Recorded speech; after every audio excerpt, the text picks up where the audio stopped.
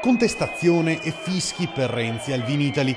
Per Luca Zaia, governatore del Veneto e di fatto padrone di casa, è un messaggio chiaro che i cittadini hanno voluto mandare al Premier. E non parlategli di trappolone, di protesta organizzata.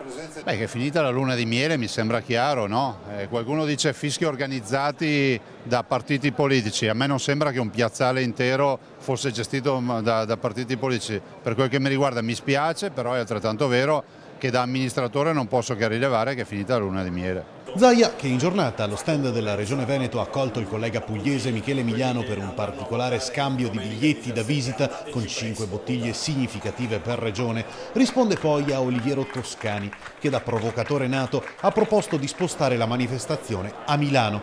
Verona, ha detto il creativo, va bene per i cavalli ma non per il vino. Guardi, l'oggetto sociale dell'azienda Toscani SpA è quello di cercare la polemica per avere visibilità. Stavolta la polemica è ridicola perché almeno prima di parlare si informasse.